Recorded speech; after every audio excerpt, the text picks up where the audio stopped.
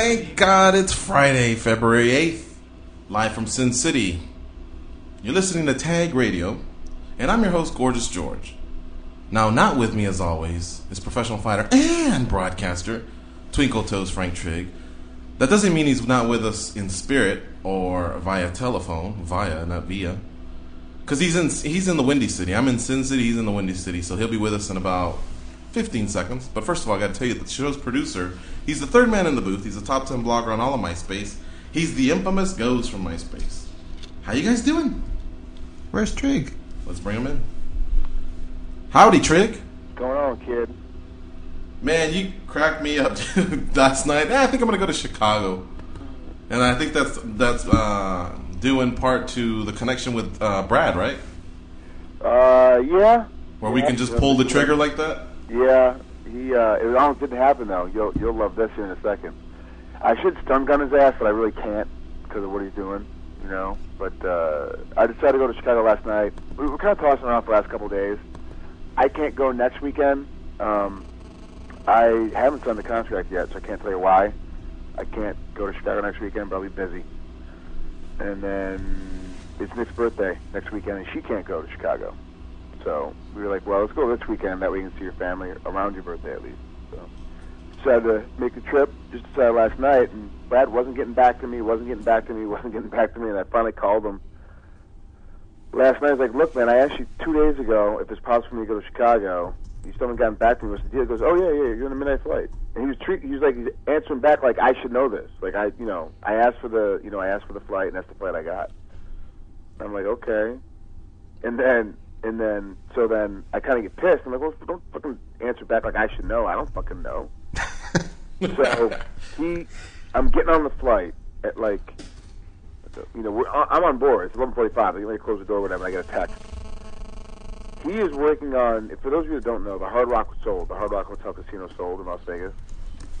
And then it didn't go all the way through, even though the new owner took over ownership and whatever happened, the old owners bought it back. It's literally in the middle of transferring hands again, and Brad's in the middle of helping the transfer. Are you talking about the Morton family? Yeah, I guess they're buying it back, or the transfer didn't go completely through, or I don't know. I don't pay attention to that crap. But yeah, that's what's happening. So the Morton family is getting it back, my understanding, and he's in the middle of helping broker that deal. So that's why he was all busy yesterday and wouldn't answer me back, because they're in meetings in Vegas. So you were literally like a little fly on his radar compared to the stuff he's handling. Look, yeah, dude, he's talking about whatever it is, $100 million or $500 million or some bullshit. I don't know. Dude, come on. Seriously? How was your flight? Did you have anybody to stun gun? No. It was, I just got on board and sat in my seat and, I usually fall asleep during the taxi going to take off, and I fell asleep, and usually I wake up once we hit altitude. I don't know, it's just something about the rumble of taxiing out and getting ready to take off that kind of puts me out. Mm-hmm. I figured I'd wake up about a half hour, whatever. I finished reading my book, and I woke up when the pilot was telling us, by the way, we're making our final descent to Chicago, so I slept the entire flight. What book are you on now? I'm reading a book. I'm reading two books at once. I'm reading a book called The 9 Things Any Successful Business Owner Should Do, and I'm reading a book by, what's his name, Clive Cussler. You sound like Brian Flanagan from Cocktail. If I saw the movie, I might know. Oh, you haven't seen that movie? No. It's kind of a gay movie. It's one of them Tom Cruise oldie but goodies, but same thing. He was was always reading those books. Isn't that the thing that is that what Tequila Sunrise got famous? Is from that book or from that movie? I don't even know who that. You talking about Tequila? No, Tequila Sunrise is a drink, jackass. Oh. I don't know. It's tequila and orange juice. I think that's the movie that made it famous. Or brought it back on the map again. All I know is I was a teenager around then, and I remember seeing Elizabeth Shue in that movie Karate Kid. Except she's a little bit chunky but funky. Maybe she should stop supersizing. But anyhow, when she made it to Cocktail, she had trimmed off some of that little baby fat, and man, she had some big ass tits. Dude, I remember one time being all alone, pants down, and everything, just ready to toss off because I thought she was going to reveal them when they were in the lagoon. Nothing. They show the back, like her back, the top comes off, and then they start making Hold on. You literally have got your cock out and you're stroking it waiting on the fucking tit shot. Well, kind of. I just, who knows if that'd lead to some other scenes, kind of like a Cinemax style.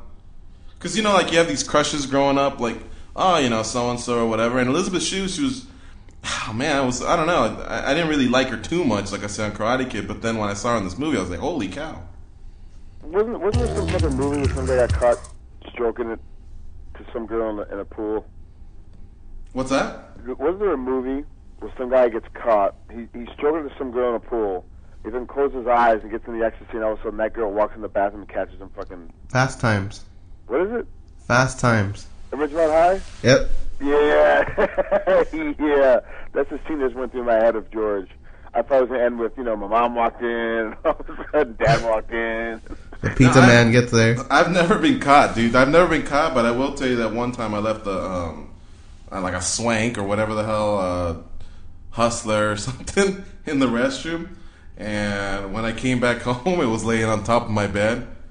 Like as if to say, hey, you left something behind. But as far as in the act, no, not me. But I'll tell you who gets caught all the time is Elvis Johnson.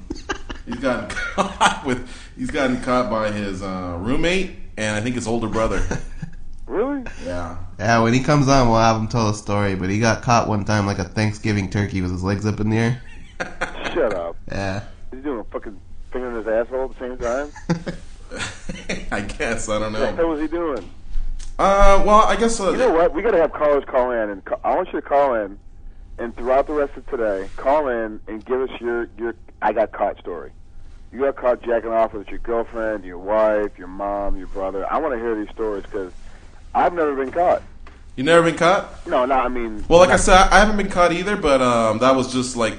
come on, man. If I was going to look at the Playboy Hustle, I could have done it in my room, and for some reason it was, in the restroom. I don't know. I mean, I felt like I got caught, but at the same time, there wasn't, like, the physical embarrassment, and I really don't remember, like, having an uncomfortable feeling like the first time I saw my dad or mom. Because I think it was my dad, actually, that put it there, if I remember correctly. So, it wasn't like, oh, man, your face turns red or nothing. That's his way of saying I'm on your game. What's that? Your dad wasn't high-fiving you? No. Good job, George. You're finally a man. All right, good work. Like I said, it was just nothing, really. He just stroked his junk. Why would he high-five him? Maybe like a fist bump or something. Come on, man. Your dad's works in dirt all day. You think he's worried about fucking George's little 2-inch salami? Not even a fist bump, because I think I just do like the Washington Redskins where you jump up and hit hips. Yeah. That's it. Or like Jose Canseco with an elbow. Or a forearm bash or something. You really don't want to touch hands at that point.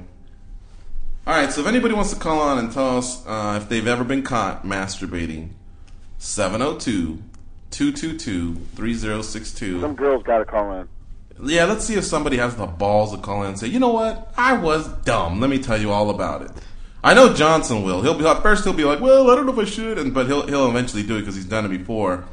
But if anybody else wants to call in, 702-222-3062.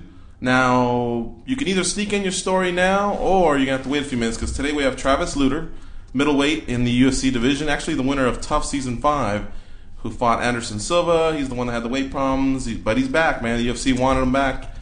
And he was supposed to fight in UFC 74, incurred an injury. Now he's slated to fight Rich Franklin in Canada at UFC 83. So we're going to be having him. Don Frye, he'll be answering your questions later on. It's called Don Fryedays for a reason. That's the reason he'll come in, and then he's basically a guidance counselor for all of us. So, yeah, this is your last minute chance to submit questions for Don Frye. And lastly, Elvis, he'll be doing the entertainment report. So Elvis and Don Frye will be towards later, but if you want to get in the story at 9, I guess you better save it until about 9:30, because I know we're going to get Travis Lutter on pretty soon. After the first commercial, call in. Let's see who has the guts to call in. I know there's got to be some jerk-offs out there like AC/DC and Dennis, Elvis Straub. You know Bruce Lee reincarnation got caught. Bruce Lee, yeah, Bruce. You know that happened. You know Front Row Brian, man, after a few drinks, he loses it, so I know.